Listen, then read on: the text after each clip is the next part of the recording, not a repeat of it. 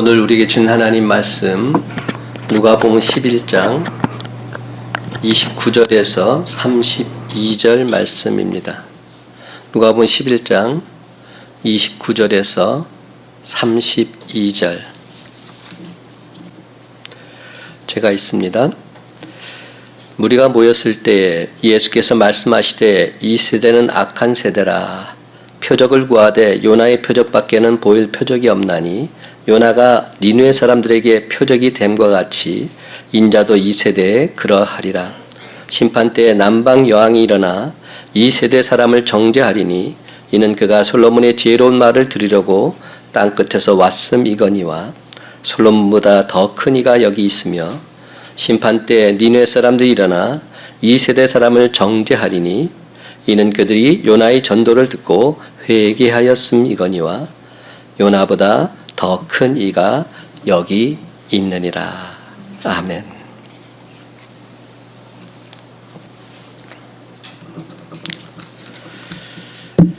오늘 함께 나눌 말씀의 제목은 은총의 표적을 보이소서. 다 같이 한번 따라할까요?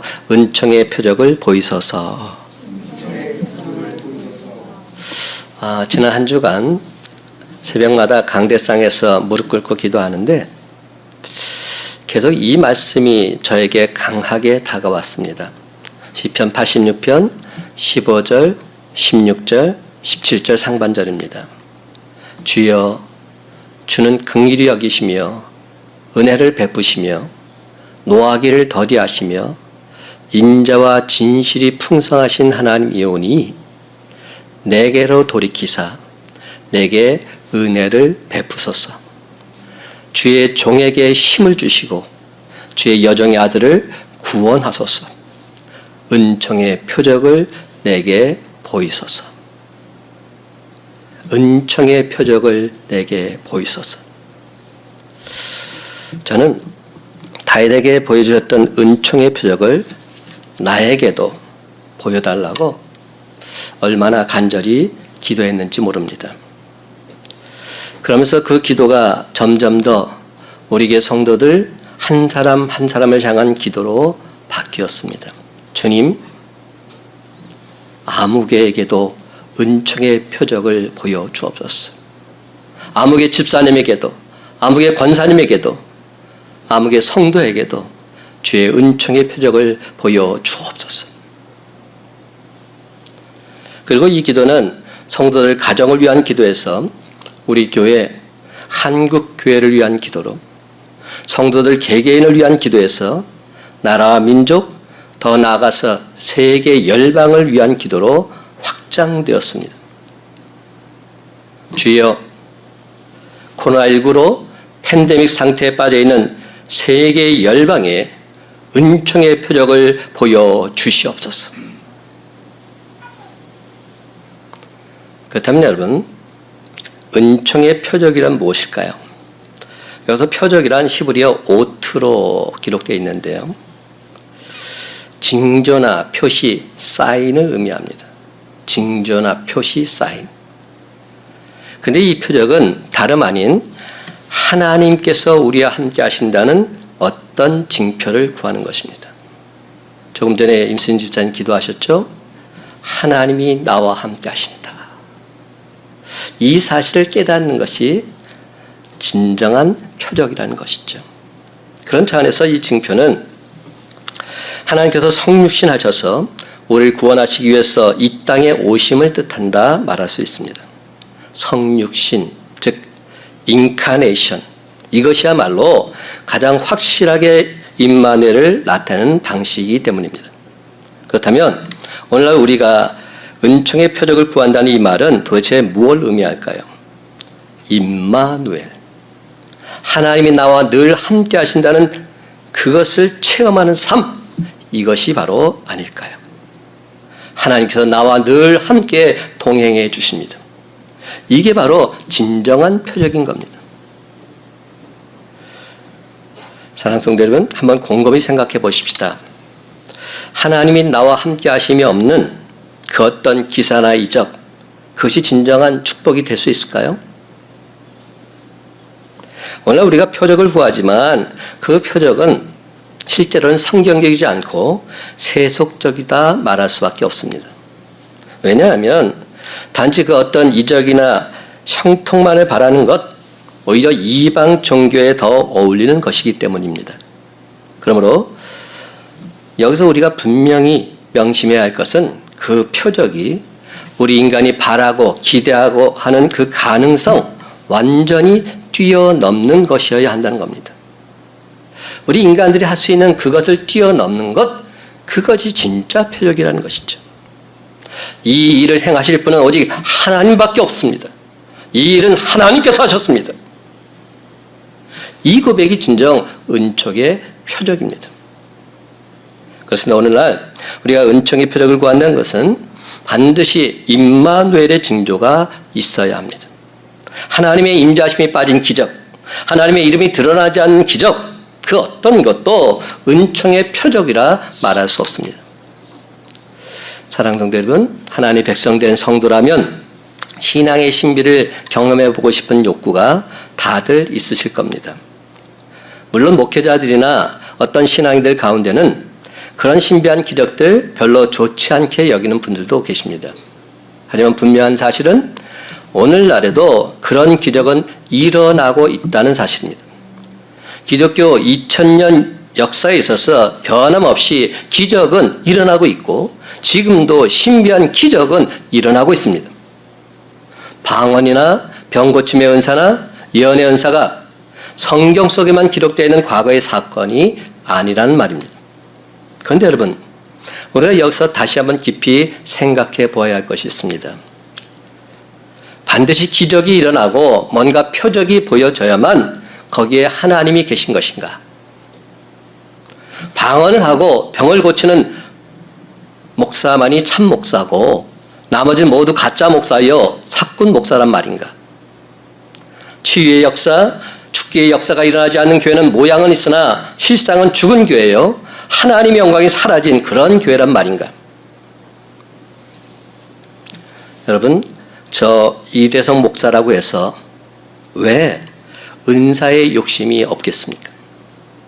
특별히 요즘같이 아픈 환자들이 많을 때에는 정말 저에게도 신유의 은사가 나타나서 예수 이름으로 선포하면 아픈 자들이 깨끗이 나음받고 우리 주님께 모든 영광을 돌리게 되면 얼마나 좋겠습니까?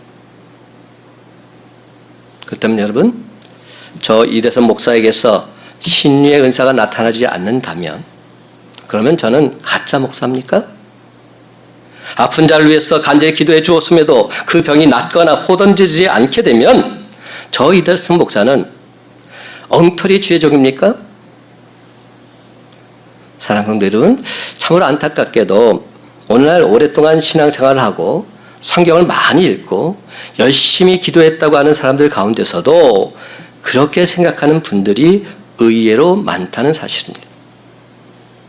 어쩌면 그렇게까지 생각하지는 않는다 할지라도 이 암울하고 척박한 세상 속에서 정말이지 하나님께서 베풀어진 기적을 보고 싶어하고 뭔가 특별한 것을 기대하는 신앙인들 너무나도 많습니다. 오늘 본문에 보면 바리새인들이 예수님을 찾아와서 이렇게 요구합니다.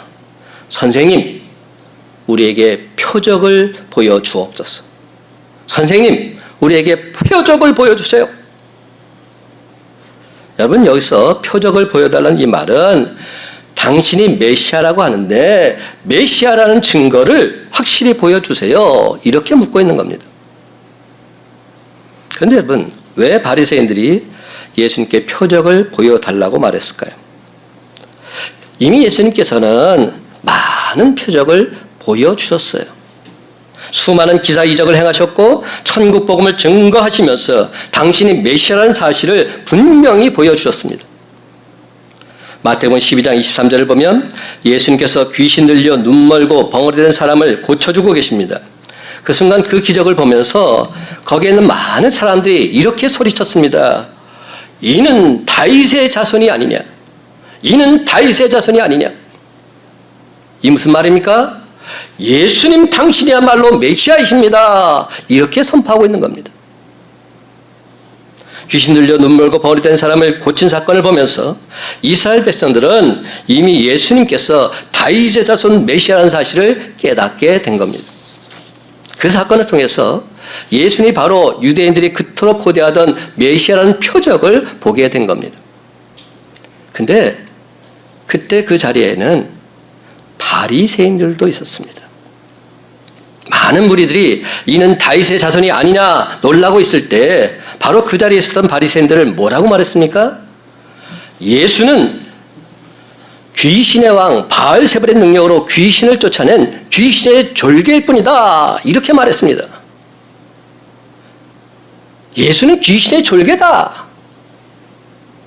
이렇게 생각하고 있었던 겁니다.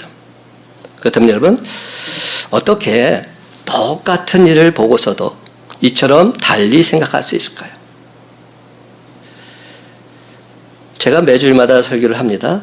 근데 똑같은 설교를 듣고서도 반응이 상반될 때를 제가 경험하게 됩니다. 똑같은 말씀이 선포되었는데도 그 자리에는 사람들 중에는 전혀 다르게 반응하는 자들이 있다는 겁니다.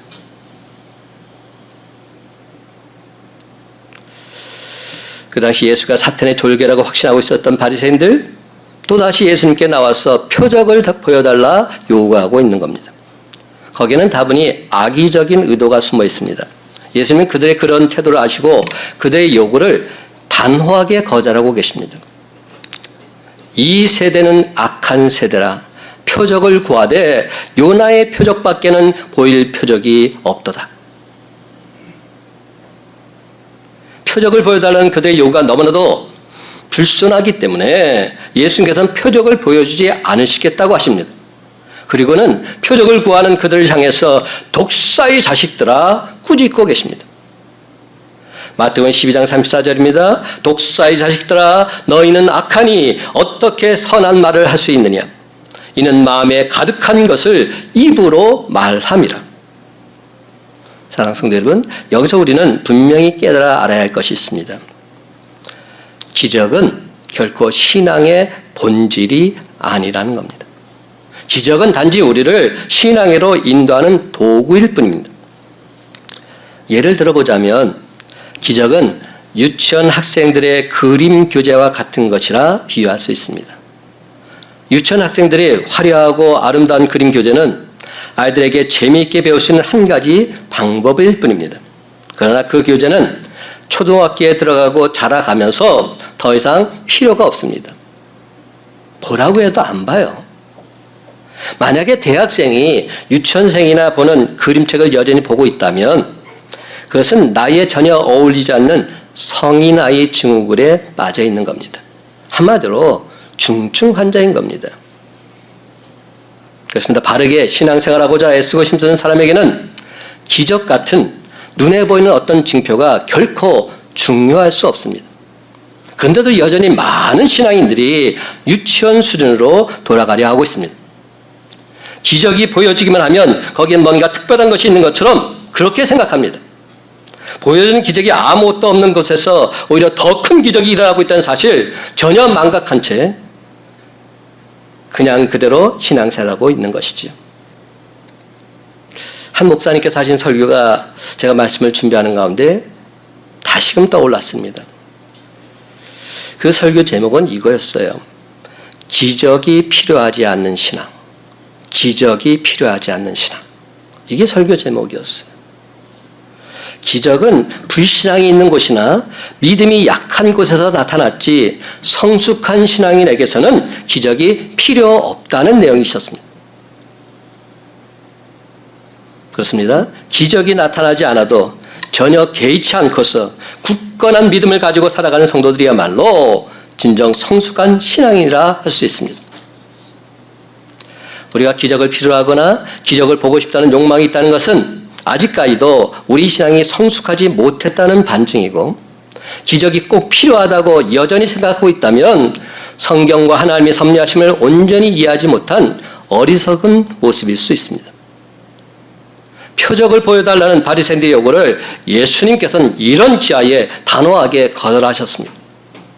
왜냐하면 예수님께서 이미 하신 일을 통해서 표적을 보지 못했다면 다른 그 어떤 표적을 보여준다 할지라도 그들은 믿지 못할 것이기 때문에, 아예 믿지 않기로 작정한 자들이기 때문에 그렇습니다. 표적을 보여달라고 요구한 바리새인들의 근본 의도는 다른 데 있었습니다. 그들은 표적을 보여주면 당신을 메시아로 인정하고 믿겠습니다, 이런 의도로 표적을 요구한 것이 아니었다는 겁니다. 그들은 늘 항상 어떻게 하면 예수를 책잡을까? 어떻게 하면 예수를 고소할 거리가 없을까? 이것만 생각하던 사람들이었습니다. 그러하기에 표적을 보여달라는 그들의 요구 역시 예수님을 책잡기 위한 것이었습니다. 그런 그들의 의도를 아셨기에 예수님께서는 그들의 요구를 들어주지 않으시고 오히려 악하고 음란한 세대라 책망하셨던 겁니다. 악하고 음란한 세대요. 여러분, 우리들은 예수님께서 우리에게 주신 이 말씀 참 좋아하죠. 무엇이든지 원하는 대로 구하라, 그리하면 이루리라. 그래서 우리가 기도한 것은 무엇인지 다 응답받을 것이다 기대합니다. 그러나 이 말씀 속에서 우리가 놓치고 있는 것이 있어요. 이 말씀 바로 앞에 붙여진 조건절 놓칩니다. 요한복음 15장 7절을 보면 분명히 이렇게 기록되어 있습니다. 너희가 내 안에 거하고 내 말이 너희 안에 거하면 무엇이든지 원하는 대로 구하라, 그리하면 이루리라. 아멘입니다. 여기에 분명한 조건들이 붙어 있는 겁니다. 우리가 주님 안에 거하고 주님 말씀이 우리 안에 거하게 되면 우리가 구하는 것은 무엇이든지 원하는 대로 다 이루어 주시겠노라 말씀하십니다. 그런데 여러분, 우리가 진정 예수님 안에 거하고 예수님의 살아있는 말씀이 우리 안에 거하고 있다면 우리는 거짓되거나 잘못된 내용으로 기도할 수 없지요. 그렇습니다. 내 욕심대로, 내 원대로 기도할 수 없습니다. 우리가 예수님 안에 거하고 예수님 말씀이 우리 안에 거할 때 우리는 예수님처럼 내 뜻이 아니라 하나님의 뜻을 이루는 기도를 드릴 수 있게 되는 것입니다. 바로 그 순간 우리가 기도한 것은 하나님의 뜻과 일치하기에 반드시 응답받게 될 줄 믿으시기 바랍니다. 그러면 여러분, 오늘 시간 우리가 기도한 것은 무조건 다 응답받는다는 잘못된 생각 버리십시다. 이제부터는 진정 내 뜻이 아닌 하나님의 뜻을 구하는 기도를 드리십시다. 예수님께서는 우리들에게 눈에 보이는 표적 대신에 전혀 다른 것을 제시하고 계십니다. 29절과 30절 말씀 제가 읽겠습니다. 무리가 모였을 때에 예수께서 말씀하시되 이 세대는 악한 세대라 표적을 구하되 요나의 표적밖에는 보일 표적이 없나니 요나가 니느웨 사람들에게 표적이 된 것 같이 인자도 이 세대에 그러하리라. 요나가 하나님 명령을 거역하다가 3일 동안 큰 물고기 뱃속에 들어가게 된 것처럼 예수님 당신께서도 요나와 같이 사흘 밤낮을 땅속에 묻히게 될 것이라 말씀하고 계신 겁니다. 근데 여러분, 요나와 예수님은 다른 점이 있지요. 뭐가 다릅니까? 요나는 하나님을 거역한 자신의 죄 때문에 물고기 뱃속에 들어갔지만 예수님께서는 저와 여러분의 죄를 온전히 대속하시기 위해서 십자가에 달려 죽으셨다가 3일 동안 무덤에 계셨던 겁니다. 죄 없으신 예수님께서 저와 여러분의 죄를 사하셔 주시기 위해서 십자가에 달려 죽으시고 3일 동안 무덤에 거하신 것이죠. 사랑하는 성도 여러분, 예수님께서 우리에게 보여주실 표적은 바로 이 십자가의 죽음과 부활 사건이셨습니다. 이걸 우리에게 보여주길 원하고 계신 겁니다. 너희들처럼 악하고 음란한 세대, 강팍한 마음을 가진 자들을 위해서 보일 수 있는 표적은 내가 너희를 대신해서 죽는 길밖에 없다. 이걸 보여주고 계신 겁니다. 그러나 여러분, 예수님의 죽음은 죽음 자체로 끝나지 않았습니다. 3일 후에는 사망 권세에 계시고 다시 살아나셨습니다. 부활하셨습니다. 사도 바울은 고린도전서 1장 21절에서 25절까지 해서 이렇게 말하고 있습니다. 유대인은 표적을 구하고 헬라인은 지혜를 찾으나 우리는 십자가에 못 박힌 그리스도를 전하니 유대인에게는 거리끼는 것이요 이방인에게는 미련한 것이로되 오직 부르심을 받은 자들에게는 유대인이나 헬라인이나 그리스도는 하나님의 능력이요 하나님의 지혜니라. 하나님의 어리석음이 사람보다 지혜롭고 하나님의 약하심이 사람보다 강하니라. 아멘입니다. 그렇습니다. 교만한 유대인들은 끊임없이 표적을 구합니다. 또한 지식을 자랑하는 헬라인들은 지속적으로 지혜를 찾습니다. 그러나 십자가에 못 박혀 죽으신 예수 그리스도가 하나님의 능력이요 하나님의 지혜실진데 우리 그리스도인들은 오직 예수 그리스도 그분만을 전할 뿐입니다. 그렇습니다. 여러분, 우리가 전해야 하는 것은 오직 예수 그리스도, 예수 그리스도의 십자가밖에 없습니다. 과거 십자가는 고난과 죽음의 상징, 패배의 상징이었습니다. 그런 십자가는 세상 지혜로 보면 어리석음과 나약함의 상징이었지요. 그러나 예수님께서 우리 죄를 대속하시기 위해서 십자가에 피 흘려 죽으심으로 저와 여러분은 죄와 사망에서 구원받고 영원한 생명을 얻게 된 줄로 믿습니다. 그러므로 이제 우리에게 있어서 예수 십자가는 더 이상 죽음이나 패배의 상징이 아닙니다. 예수 십자가는 저와 여러분에게 있어서 하나님의 능력이요 하나님의 구원이요 하나님의 승리의 상징인 줄 믿으시기 바랍니다. 예수님께서는 그 어떤 하늘의 크신 권능을 보여주기를 고대했던 유대인들에게 놀랍게도 죽음의 표적을 보여주신 겁니다. 그 당시 어느 누구도 죽음과 십자가가 하나님의 표적이라고는 생각하지 못했습니다. 전능하신 하나님께서 그렇게 나약한 모습으로 당신의 능력을 나타내지는 않으실 것이라 그렇게 생각했기 때문에. 그러나 자비와 긍휼이 많으신 하나님께서는 십자가라는 미련한 방법을 통해서 저와 여러분을 구원해 주신 줄로 믿습니다. 사랑하는 성도 여러분, 오늘날에도 표적을 보여달라고 요청하는 서들이 참 많지요. 세상 사람들은 교회와 신앙인들을 향해서 놀라운 하늘의 표적, 병을 고치고 능력을 행하는 권능의 표적을 요구하고 있습니다. 그러나 우리가 보여줄 수 있는 표적은 오직 예수 그리스도의 십자가뿐입니다. 왜냐하면 예수 십자가만이 진정 구원의 능력이기 때문에 오직 예수 십자가에만 참된 구원의 지혜가 담겨 있기 때문에 이제 여러분에게 다시 한번 묻고 싶습니다. 여러분에 있어서 환상을 보여주고 방언을 하고 예언을 하는 기적이 더 중요합니까? 아니면 죄로 말미암아 죽을 수밖에 없는 우리가 예수 십자가를 통해서 구원받게 된 이 사실이 더 귀합니까? 하나님의 전적인 은혜로 우리가 구원받게 된 것, 이보다 더 큰 기적은 없습니다. 이 세상에서 가장 큰 기적은 나 같은 죄인이 구원받은 겁니다. 이게 가장 큰 기적입니다. 죽어야 할 생명이 영원한 생명을 누리게 될 것. 이보다 더 큰 기적 없습니다.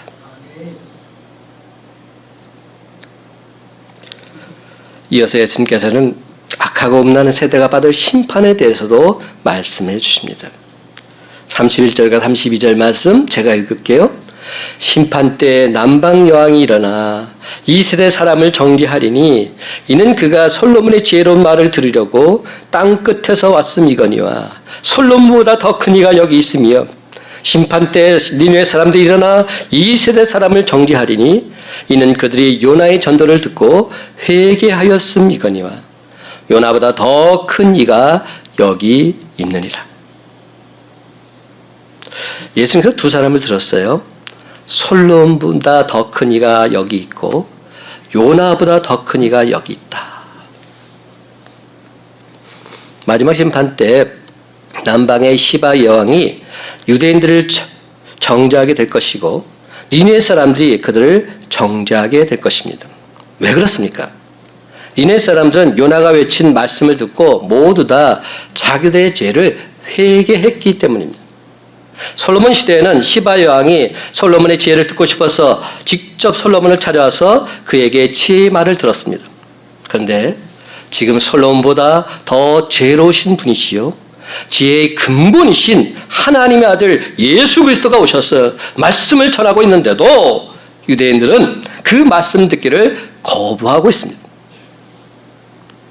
이방의 한 여왕은 지혜의 말을 듣기 위해서 바쁜 국정의 일을 뒤로하고서 솔로몬을 찾아와 지혜를 들었는데 솔로몬보다 더 크신 하나님의 아들 예수 그리스도가 지혜와 천국 비밀을 선포하고 있는데도 그들은 그 말씀에 아예 귀를 닫고 있는 것입니다. 특히 선지자 요나는 니느웨 사람들에게 기쁨으로 말씀을 외친 것도 아니었습니다. 하나님께 매를 맞고 어쩔 수 없이 건성으로 외쳤습니다. 차라리 니느웨가 망했으면 좋겠다 이런 심정으로 말씀을 외쳤습니다. 그런데도 그런 요나의 외침을 듣고도 니느웨 땅에 회개의 역사가 일어난 것입니다. 왕으로부터 시작해서 온 백성이 금식하며 통에 자복합니다. 그런데 여러분 참으로 안타깝게도 요나보다 더 크신 이 하늘의 아들 예수 그리스도가 오셔서 구원의 복음을 전하는데도 유대인들은 믿으려 들지 않고 있는 겁니다. 그러니 선택받은 하나님 백성들이라고 해서 어깨를 우쭐할 이유가 1도 없는 것이죠. 버림받았다고 생각하는 이방인인 니느웨 사람들은 억지로 외친 요나 선지자의 말에도 회개했는데 선택받았다고 생각하는 유대인들은 하나님의 아들 예수 그리스도가 직접 오셔서 말씀을 외쳐도 전혀 회개하지 않고 있는 것입니다. 그러므로 이처럼 악하고 음란한 세대에게 주어질 심판은 아주 엄중합니다. 유대인들의 입장에서 버림받았다고 생각하는 그 이방인들이 오히려 유대인들을 심판하게 될 것이기 때문에. 그렇다면 여러분, 오늘날은 어떻습니까? 우리가 사는 오늘날도 악하고 음란한 세대라 불려지고 있지는 않습니까? 아니, 오늘날의 세대 전체를 말하지 말고 하나님의 자녀로 살아간다고 하는 우리들 모습만 따로 한번 생각해 보십시다. 우리들의 모습만 따로 놓고 봐도 오늘 본문에 나오는 바리새인들의 모습과 별반 다를 바가 없습니다. 오히려 더 못하지요.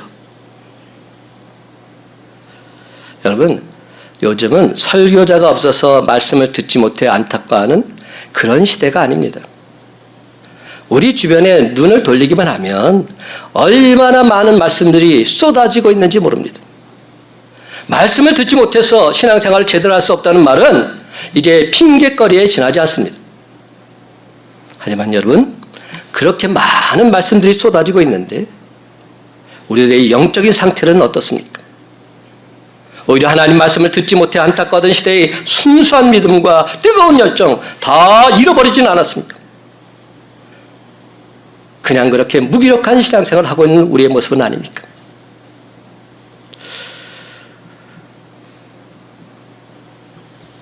지금으로부터 한 20, 30점만 돌이켜 생각해 봐도 예전에는 부흥회를 한다고 하면 그 말씀을 듣기 위해서 수십리 산길을 넘어서 그 부흥회 장소를 찾아가곤 했습니다.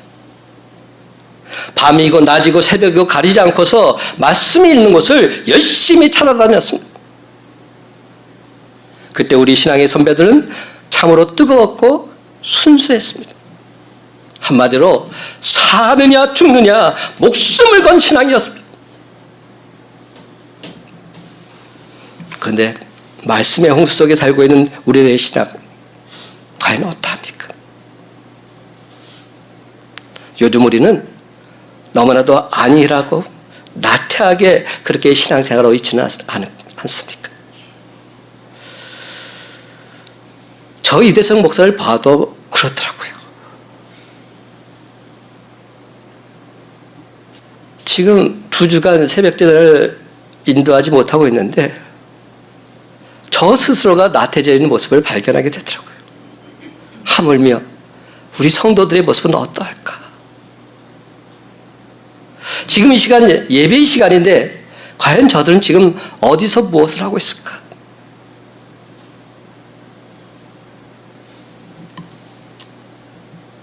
우리의 영적 수준이 자꾸만 유아기적 신앙으로 뒷걸음치고 있지는 않은지 반문해 보아야 합니다.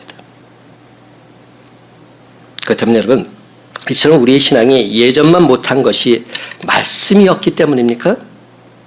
초대교회처럼 우리 시대에 기적이 나타나지 않기 때문입니까? 이미 하나님께서 저와 여러분을 위해서 행하신 놀라운 일들을 묵상해 보기만 해도 그 안에 수많은 기적이 담겨 있음을 발견할 수 있습니다. 하나님께서 우리에게 베푸신 은혜를 생각만 해도 우리의 삶 자체는 기적이요 하늘의 능력이라 말하지 않을 수 없습니다. 그러면 여러분, 이제부터는 예수 십자가만 생각해도 뜨거움이 솟아나고 예수 십자가만 바라봐도 구원의 기쁨과 감격이 복받쳐 오르는 그런 영적 용사들이 다 되시기를 간절히 바랍니다. 다시 한번 강조합니다. 나는 너에게 보여줄 기적이 요나의 표적밖에는 없노라. 예수님의 이 말씀이 무슨 뜻입니까? 내 죄를 대속하시기 위해 예수 그리스도께서 내 대신 십자가에 피 흘려 죽으심으로 나를 살려주신 예수 십자가의 보혈, 그 예수 그리스도를 나의 구주로 믿는 자마다 멸망하지 않고 다시 살아 영생의 축복을 누리는 부활의 영광. 사랑하는 성도 여러분, 지금 이 순간 두렵고 떨리는 마음으로 우리에게 진정 필요한 표적은 오직 예수 십자가와 예수 부활의 표적인 줄 믿으시기 바랍니다. 이것만 있으면 됩니다. 이 표적만 있으면 문제될 것이 없습니다. 여러분, 이제 우리에겐 예수 십자가의 모습, 부활의 표적, 이것만 있으면 되는 겁니다. 예수 십자가 부활, 이것이면 충분합니다. 예수 십자가 부활이 우리 삶에 있어서 실제가 되면 되는 것입니다. 그러나 저는 여러분에게 이렇게 권면드립니다. 예수 십자가와 부활이 실제가 되게 하라. 예수 십자가 부활이 여러분의 삶 속에서 실제가 되게 하십시오. 그러면 되는 것입니다. 그렇습니다. 이제 우리도 사도 바울처럼 예수 십자가 부활이 우리 삶 속에 실제가 되어서 늘 항상 예수 그리스도의 흔적이 남아 있어야 할 줄로 믿습니다. 갈라디아서 6장 17절은 말합니다. 이후로는 누구든지 나를 괴롭게 하지 말라. 내가 내 몸에 예수의 흔적을 지니고 있노라. 내가 내 몸에 예수의 흔적을 지니고 있노라. 이제 말씀을 맺습니다. 사랑하는 성도 여러분, 언제나 예수의 흔적을 지니고 있는 참, 이보다 더 큰 기적은 없습니다. 임마누엘, 나와 늘 함께 하시는 하나님, 이것보다 더 큰 은총의 표적은 없습니다. 그러면 여러분, 바리새인들처럼 또 다른 표적을 요구하지 마시고 예수 십자가와 부활의 표적 날마다 선포하면서 저 죽어가는 영혼들 주님 품으로 인도하는 저와 여러분의 복된 삶이 다 되시기를 예수님의 이름으로 간절히 축원합니다.